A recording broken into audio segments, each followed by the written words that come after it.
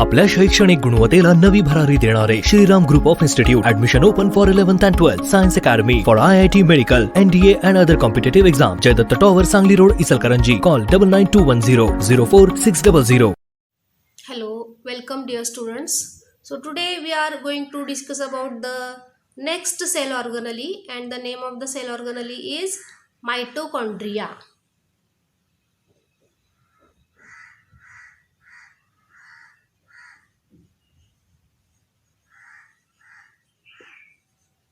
Mitochondria is also called as powerhouse of cell. Mitochondriaला ह्या ठिकाणी आणखीन एक नाव आपण देऊ शकतोय किंवा त्यालाच पॉवर हाऊस ऑफ सेल असं म्हटलं जातं. It is also called as the power house of cell. का बरं ह्याला पॉवर हाऊस ऑफ सेल म्हटलं जातं? ह्याचं रिझन आहे की ह्या मायटोकॉन्ड्रियामध्ये ATPचं सिंथेसिस केलं जातं. Synthesis of ATP it is takes place inside this mitochondria, and therefore mitochondria is also called as a powerhouse of cell. आता मायटोकॉन्ड्रियाचा अभ्यास करायच्या अगोदर आपल्याला इथं त्याची डिस्कवरी कोणी केली आहे हे बघणं खूप गरजेचं आहे. So mitochondria it is first of all discovered by scientist Kolliker. Discovery कोणी केलेली आहे?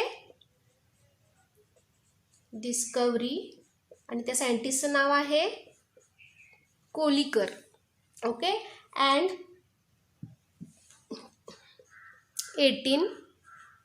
1880 साली याची डिस्कवरी केली आहे. अँड आणखीन एक सायंटिस्ट आहे ज्यानं ह्या मायटोकॉन्ड्रियाला नाव दिलेलं आहे. ओके, म्हणजे नामकरण कुणी केलेलं आहे? Okay, name is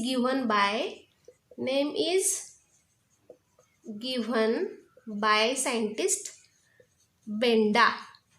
okay, Benda या सायंटिस्टनी काय केलं आहे? ह्याचं नाव ह्या मायटोकॉन्ड्रियाला नाव दिलेलं आहे. Okay, so this mitochondria is discovered और it is mainly isolated from the striated muscles of insects. कशामधून हे डिस्कवरी केलेली आहे? तर striated muscles of insects. Striated muscles of insects. कशातून केलेले आहे? तर striated muscles of insects. So you know what that in the various types of the animals. Animal जर आपण ह्या ठिकाणी स्टडी केले, ॲनिमलचा जर अभ्यास केला, तर ॲनिमल्सचे बॉडीमध्ये वेगवेगळ्या प्रकारचे मसल्स प्रेझेंट असतात. ओके, तर ह्या ठिकाणी स्ट्रायटेड मसल आहे, त्याच्यानंतर स्मूथ मसल्स असतात आणि कार्डियाक मसल्स असतात. येते लक्षात? तर ह्या ठिकाणी इन्सेक्ट्समधल्या स्ट्रायटेड मसल्स मार्फत ह्या ठिकाणी ह्या मायटोकॉन्ड्रियाचा शोध लावलेला आहे. येते लक्षात? So when we are study about the discovery, तर ह्याच्यामध्ये आपण काय काय बघितलं बघा. डिस्कवरी कुणी केली आहे? तर कोलिकर या शास्त्रज्ञानं. कितव्या साली? तर 1880 साली. आणि त्याचं नाव जे आहे ते कुणी दिलेलं आहे? बेंडा ह्या सायंटिस्टने दिलेलं आहे. And this mitochondria is discovered by using the striated muscles of insects. कुठले इन्सेक्ट्स? फॉर एक्झाम्पल कॉकरोच असेल किंवा बीटल असेल, बटरफ्लायज असतील, तर त्यांच्या मसल्समधून ह्या बेंडा या शास्त्रज्ञानं काय केलेलं आहे? ह्या ठिकाणी ह्या इन्सेक्टच्या सहाय्यानं मायटोकॉन्ड्रियाचा शोध हा लावलेला आहे. ठीक आहे, त्याच्यानंतर आपण ह्या ठिकाणी ह्याचं जे डिटेल्ड स्ट्रक्चर आहे ते स्टडी करूया. Okay, first of all we are going to discuss about the shape of the mitochondria. मायटोकॉन्ड्रियाचा आकार कसा असतो बघूया. Shape of mitochondria. शेप कसा आहे मायटोकॉन्ड्रियाचा? इट इज सिलेंड्रिकल और सॉसेज शेप्ड. सिलेंड्रिकल और सॉसेज शेप्ड. आता सॉसेज याचा अर्थ काय आहे? सगळ्यांना माहीतच आहे. सॉसेज म्हणजे बशीच्या आकाराचा हे ह्या सेलचं स्ट्रक्चर असणार आहे. Okay, it is or it is cylindrical. थोडंसं कसं असणार आहे, सिलेंड्रिकल असणार आहे. आणि थोडंसं त्याचा आकार जो आहे तो सॉसेज शेप्ड हा असणार आहे. येतं लक्षात. So when we draw the diagrammatic representation of this mitochondria, see here, it is like this.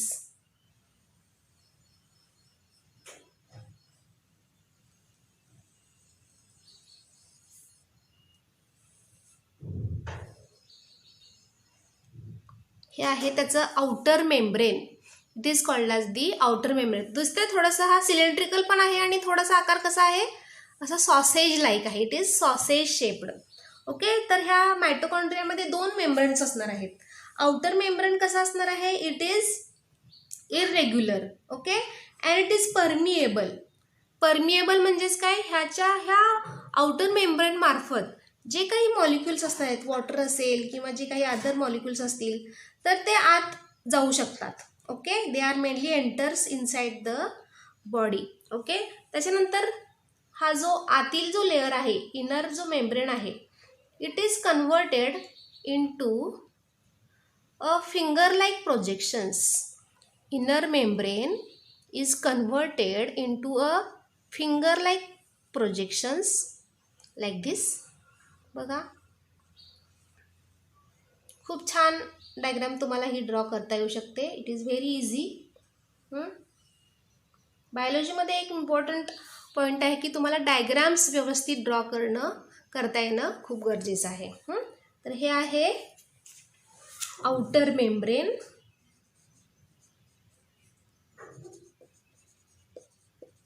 आणि हे आहे inner membrane. This is called as the inner membrane.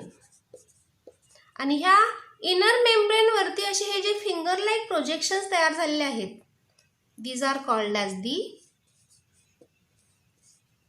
Cristae. CRISTAE. It is called as the cristae. येते लक्षात. बघा, हे जे infoldings आहेत, मायटोकॉन्ड्रियाची जे कॅव्हिटी आहे ह्याच्यामध्ये जे काही असे ट्युब्युलर इनफोल्डिंग्स प्रेझेंट असणार आहेत. Okay. These are called as the cristae. येते लक्षात. आता हे जे आउटर आणि इनर मेम्ब्रेन जे आहे ती जवळजवळ 6 ते 6.5 mm थिक असणार आहे. बघा, ही जी आउटर आणि इनर मेम्ब्रेन जे आहे ह्याचा हा जो थिकनेस आहे, बघा ह्याचा जो थिकनेस आहे तो थिकनेस किती आहे, it is about 6 to 7.5 mm. Okay. 6 to 7.5 mm इतकं त्याचं थिकनेस असणार आहे. येते लक्षात. सो इनसाइड दिस, आता या ठिकाणी ह्या मायटोकॉन्ड्रियाच्या आतमध्ये जी काही कॅव्हिटी असणार आहे, okay, this cavity it is mainly filled with the help of a gel like fluid. बघा, ह्याच्या आतमध्ये हे जे काही फ्लुइड असणार आहे, ओके, आतमध्ये हे काय असणार आहे, it mainly consist of a fluid and that fluid is called as the mitochondrial matrix. Okay. This is called as the mitochondrial matrix. येते लक्षात. ह्याला काय तुम्ही म्हणणार, मायटोकॉन्ड्रियल मॅट्रिक्स. येते लक्षात. आता हे जे मायटोकॉन्ड्रियल मॅट्रिक्स आहे, ह्या मायटोकॉन्ड्रियल मॅट्रिक्समध्ये तुम्हाला काय काय बघायला मिळेल, तर ह्याच्यामध्ये सोल्युबल प्रोटीन्स, न्यूक्लियोटाइड्स. बघा, ह्याच्यामध्ये काय काय बघायला मिळेल तुम्हाला. It mainly consists of see here, it mainly consists of soluble proteins. बघा, काय काय बघायला मिळेल, सोल्युबल प्रोटीन्स आहेत. ओके. त्याच्यामध्ये आणखीन काय, न्यूक्लियोटाइड्स आहेत. It also consist of nucleotides. Okay. It also consist of lipids. आणि सगळ्यात महत्त्वाचं जे मॉलिक्यूल ह्याच्यामध्ये प्रेझेंट आहे तर त्याचं नाव आहे double stranded DNA. Double stranded DNA. येते लक्षात. सगळ्यात महत्त्वाचं जे कन्स्टिट्युएंट आहे ते काय आहे, डबल स्ट्रँडेड DNA. आणखीन काय काय ह्याच्यामध्ये प्रेझेंट आहे, तर रायबोझोम्स पण प्रेझेंट असणार आहेत. It also consist of ribosomes. Okay, ribosomes आहेत. त्याच्यानंतर इनऑर्गॅनिक मॉलिक्युल्स पण प्रेझेंट असणार आहेत. इनऑर्गॅनिक मॉलिक्युल्स, कुठले कुठले इनऑर्गॅनिक मॉलिक्युल्स असणार आहेत? MN आहे, ओके, पोटॅशियम आहे, म्हणजे K+ त्याला आपण म्हणू शकतोय. So here this mitochondrial matrix, हे जे जेल लाईक जे फ्लुइड आहे, ह्या जेल लाईक फ्लुइडमध्ये काय काय असणार आहे तर बघा, सोल्युबल प्रोटीन्स आहेत, न्यूक्लिओटाइड्स आहेत, लिपिड्स आहेत. हे सगळ्यात महत्त्वाचं काय आहे? Double standard DNA molecule present आहेत, रायबोझोम्स आहेत, inorganic molecules that is MN Twice+ म्हणू शकतो आपण त्याला, किंवा दुसरं आहे पोटॅशियम म्हणजे K+. हे मॉलिक्युल्स ह्या ठिकाणी इनऑर्गॅनिक मॉलिक्युल्स ह्या रिजनमध्ये प्रेझेंट असणार आहे. आणखीन काय असणार आहे तर mitochondria it also consist of 70S ribosomes. बघा, या मायटोकॉन्ड्रियामध्ये 70S रायबोझोम्स प्रेझेंट असणार आहेत. ह्याचा उपयोग कशासाठी केला जातो तर प्रोटीन सिंथेसिससाठी. It is useful for the protein synthesis and it has all the 3 forms of RNA. आणि ह्याच्यामध्ये काय असणार आहेत? 3ही RNAचे प्रकार असणार आहेत, that is rRNA, mRNA and tRNA. Okay, so ह्या ठिकाणी काय काय असणार आहे बघा, 70S रायबोझोम्स आहेत. आणि हे 70S रायबोझोम कशासाठी वापरले जातील? These are useful for the protein synthesis and it has all the 3 forms of RNA. 3ही RNAचे प्रकार ह्याच्यामध्ये प्रेझेंट आहेत. ते कुठले कुठले तर rRNA, mRNA अँड tRNA. येते लक्षात? त्याच्यानंतर हा जो आउटर आणि इनर मेम्ब्रेन जो आहे, ह्या आउटर आणि इनर मेम्ब्रेन मध्ये जी गॅप प्रेझेंट असणार आहे, that gap or the inter membrane space, okay, it is called as the peri mitochondrial space. ह्याला काय म्हटलं जातं बघा, इट इज कॉल्ड ॲज दी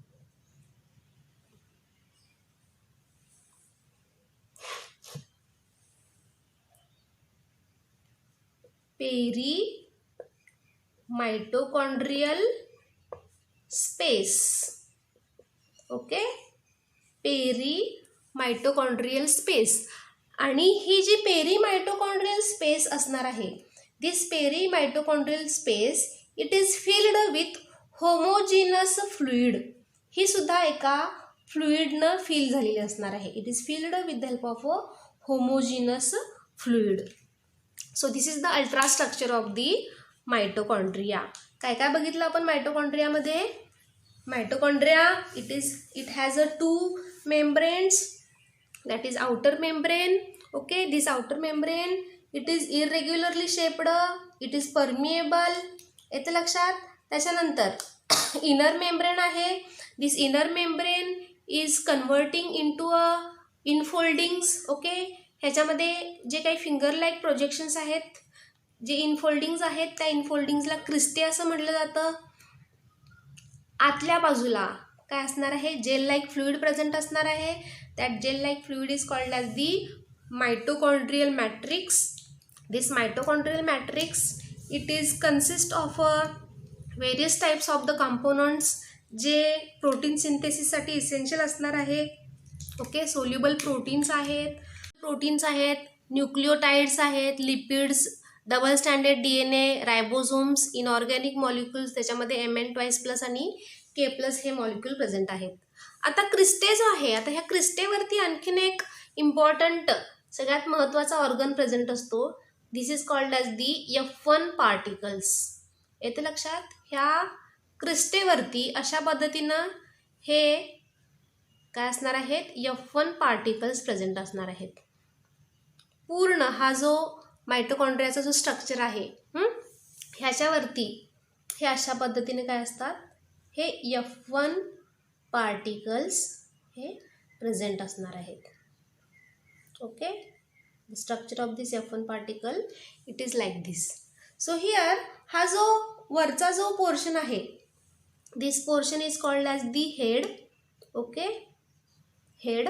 त्याच्यानंतर हा जो पोर्शन आहे तो आहे नेक आणि हे आहे बेस. येते लक्षात. हा जो फुगीर जो भाग आहे त्याला म्हटलं तर हेड, मधला आहे नेक, आणि हा जो बेस आहे तो बेस इथं अटॅच असणार आहे, ह्या क्रिस्टेला अटॅच असणार आहे. Okay, this is called as the base. आता ह्याला काय म्हटलं आता, this is called as the F1 particles. Okay, or these are also called as the elementary particles. Elementary particles.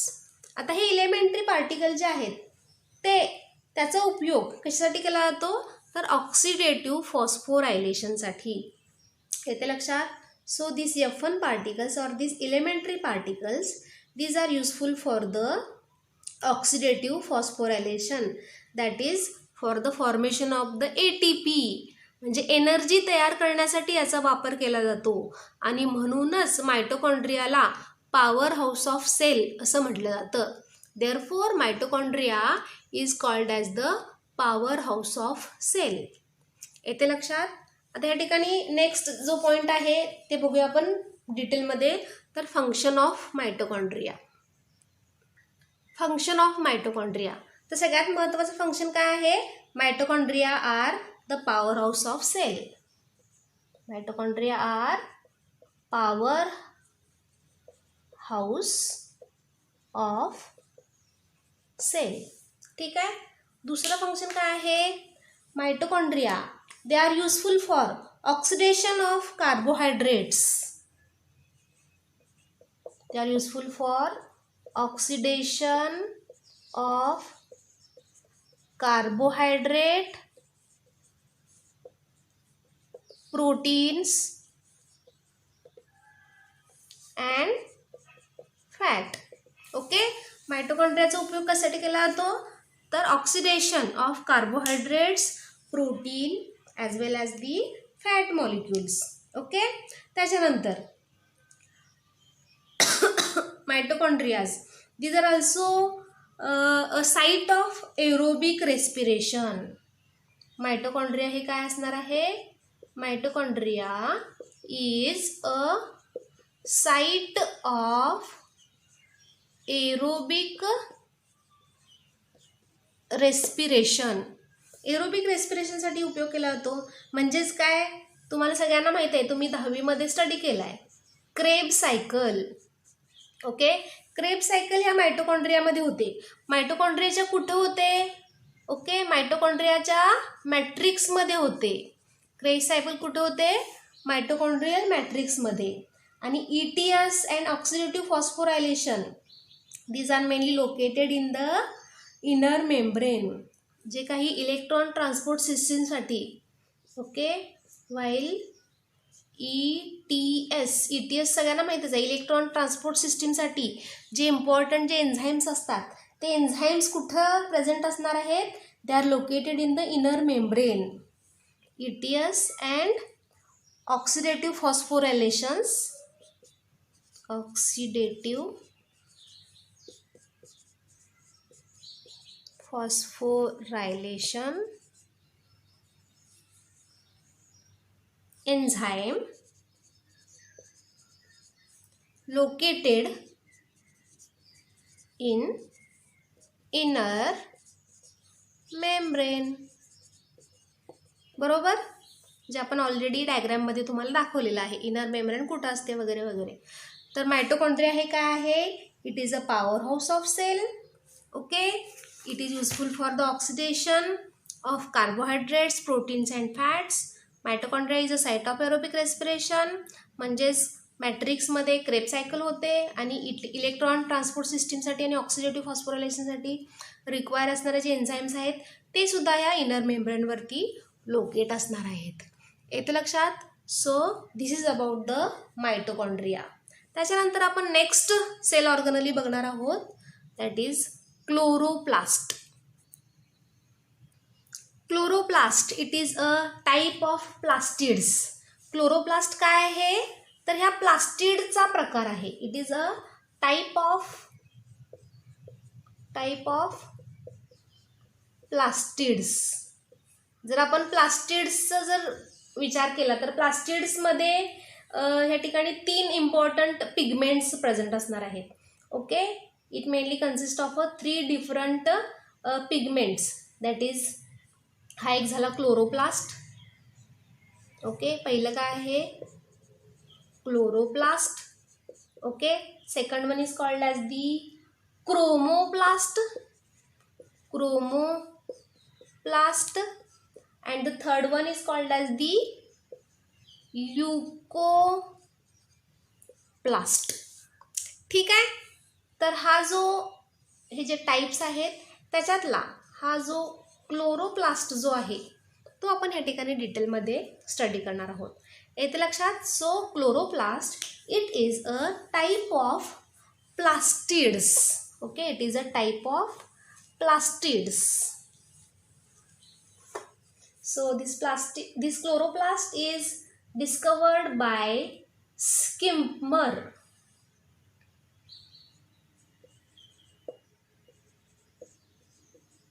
स्किम्पर या शास्त्रज्ञानं ही जी क्लोरोप्लास्ट जी टर्म आहे ती दिलेली आहे. स्किम्पर.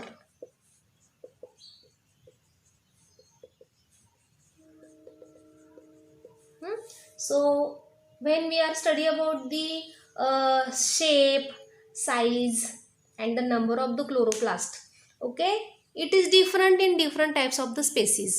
क्लोरोप्लास्टचा जो नंबर आहे, ओके, त्याचा जो शेप आहे किंवा त्याची जी साईज आहे ती सगळ्याच सेलमध्ये एकसारखीच असते असं आपण म्हणू शकत नाही. Okay, it is different in different types of the cells. येते लक्षात. So specifically these chloroplasts, they are mainly observed in the green plants, okay, in the higher plants as well as in green algae. Algae मध्ये सुद्धा तुम्हाला बघायला मिळतात. आणि जे काही हायर प्लांट्स आहेत, आता हायर प्लांट्स म्हणजे कुठले, तर एन्जिओस्पर्म्स, जिम्नोस्पर्म्स. ओके, तर ह्यांच्यामध्ये तुम्हाला हे क्लोरोप्लास्टचं जे स्ट्रक्चर आहे ते सगळ्या मध्ये हे बघायला मिळणार आहे. ओके, अल्गीज असतील, ओके, ब्रायोफाइट्स आहेत, टेरिडोफाइट्स आहेत, ओके, जिम्नोस्पर्म्स आहेत, अल्गीज आहेत. तर ह्यांच्यामुळे तुम्हाला क्लोरोप्लास्ट स्ट्रक्चर हे बघायला मिळतं. So the shape of the chloroplast it is different in different types of the species. Okay, shape आपण काय सांगू शकतोय, शेप कसा असणार आहे, see here, shape is different in different types of the species. It is ovoid, it is spheroid, लंबगोलाकार असेल किंवा अगदी स्फेरिकल असेल, स्फिरॉइड असेल किंवा डिस्क शेप्ड असेल, डिस्क शेप्ड असणार आहे. But most of the plants it is lens shaped. सगळ्यात स्पेसिफिक आकार काय सांगू शकतोय तुम्ही, तर लेन्स शेप्ड. लेन्सच्या आकाराचा काय असणार आहे, ह्याचा शेप असणार आहे. ओके, साईज किती असणार आहे, साईज वेगवेगळी आहे. त्याची लेंथ आहे जवळजवळ 5 ते 10 मायक्रोमीटर. आणि त्याची जी विड्थ आहे, width it is about 2 to 4 micrometer. Width किती आहे, 2 ते 4 मायक्रोमीटर इतकी त्याची विड्थ आहे. Mostly the chloroplast they are green in color, okay, and mostly present in the green plants and found in the mesophyll cells of leaves. कुठं असणार आहेत, तर मेसोफिल लीव्समध्ये, मेसोफिल सेल्समध्ये. समजा हे लीफ आहे, ओके, लीफचा जर तुम्ही सेक्शन घेतलात, ट्रान्सवर्स सेक्शन घेतलात, ओके, ट्रान्सवर्स सेक्शन घेतल्यानंतर तुम्हाला हे जर स्ट्रक्चर जर तुम्ही मायक्रोस्कोप खाली जर बघितलं, एवढाच जर भाग तुम्ही मायक्रोस्कोप खाली बघितलात, तर तुम्हाला इथं असे मेसोफिल्स सेल्स बघायला मिळतील. Okay, these are called as the mesophyll cells. आणि ह्या मेसोफिल सेल्सच्या आतमध्ये तुम्हाला काय बघायला मिळणार आहे, जे काही छोटे छोटे ग्रॅन्युल लाईक म्हणजे पिगमेंट लाईक स्ट्रक्चर्स बघायला मिळणार आहेत. See here.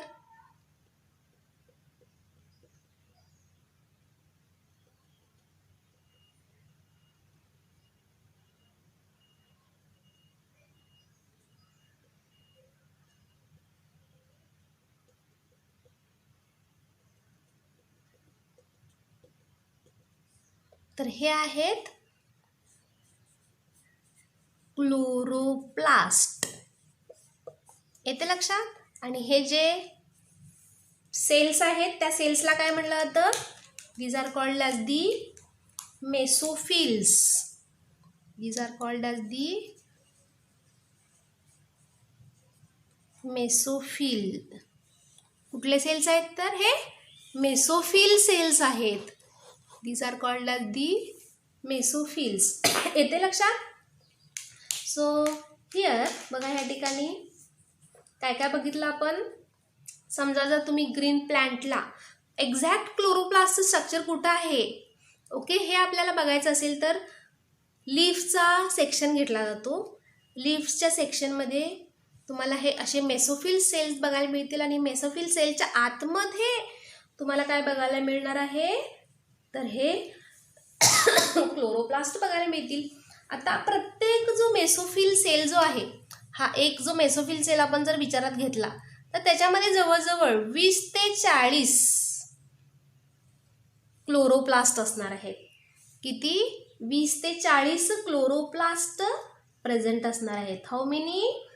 20 to 40 chloroplasts are present in each mesophyll cells of leaf.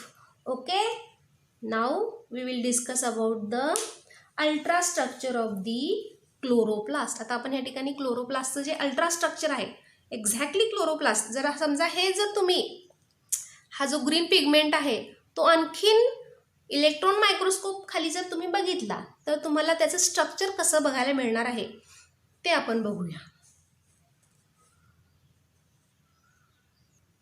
So in chloroplast it mainly consist of 2 layers. Okay, outer layer and the inner layer. 2 layer present असणार आहेत. Okay, outer layer आणि दुसरा आहे ह्याच्या आतमध्ये जो आहे it is called as the inner layer. आता क्लोरोप्लास्ट जो आहे ह्याच्या आतल्या बाजूला जे काही फ्लुइड लाईक मटेरियल प्रेझेंट असणार आहे. ओके, मायटोकॉन्ड्रियामध्ये जर आपण बघितलं तर त्याच्यामध्ये मायटोकॉन्ड्रियल मॅट्रिक्स असतं. इथं काय असणार आहे, it is called as a proteinaceous matrix and it is also called as the stroma. ह्याला काय म्हणलं जातं, स्ट्रोमा. ओके, हे जे फ्लुइड लाईक मटेरियल असणार आहे, ओके, प्रोटीनेसियस मॅट्रिक्स किंवा स्ट्रोमा म्हटलं जातं. स्ट्रोमामध्ये काय काय प्रेझेंट आहे, it mainly consist of a double स्टँडेड सर्क्युलर DNA. सर्क्युलर डबल स्टँडेड DNA पण आहेत. असे सर्क्युलर डबल स्टँडेड DNA प्रेझेंट असणार आहेत. येते लक्षात. आणखीन काय प्रेझेंट आहे, 70S रायबोझोम्स.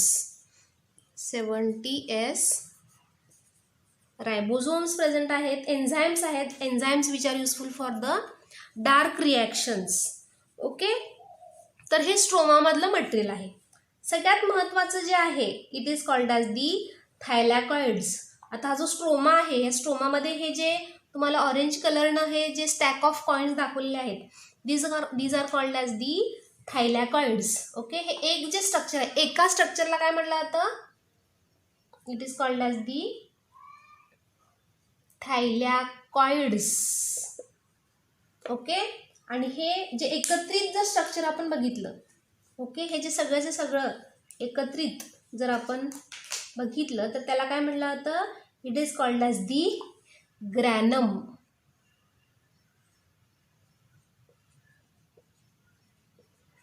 येते लक्षात. एका ह्या ग्रॅनममध्ये जवळजवळ 2 ते 100 थायलॅकॉइड्स असतात. 2 to 100 thylakoids are present in a single granum. येते लक्षात.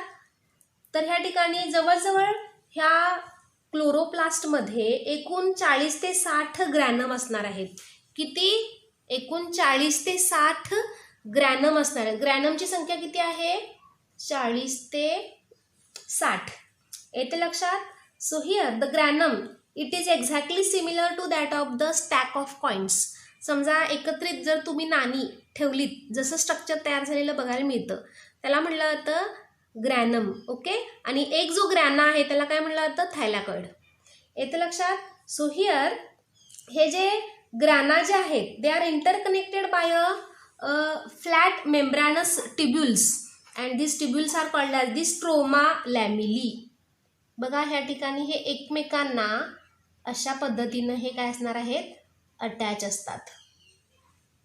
These are attached with each other. These are called as the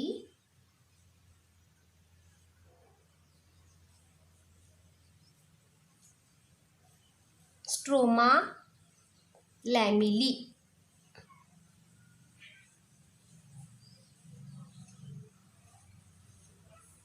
These are called as the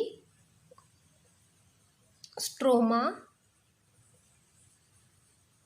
lamella. ह्याला काय म्हटलं जातं? स्ट्रोमा लॅमिली.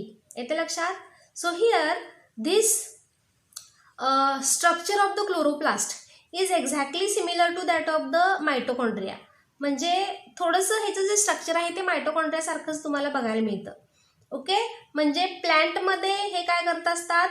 ह्या क्लोरोप्लास्टच्या साह्यानं जे काही रिॲक्शन्स होत असतात. ओके. फोटोसिंथेसिसची रिॲक्शन आहे. फोटोसिंथेसिससाठी क्लोरोप्लास्ट सगळ्यात महत्त्वाचं आहे.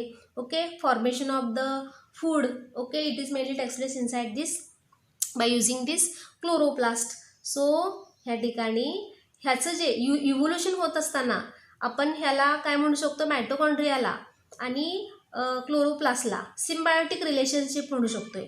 It is a symbiotic relationship with plant and animal cells and it is evolved in to a now it is evolved in this state. Present स्टेटमध्ये हे इव्हॉल्व झालेले आहेत क्लोरोप्लास्ट आणि मायटोकॉन्ड्रियाच्या सहाय्यानं. येते लक्षात? So this is about the structure of the chloroplast. ठीक आहे.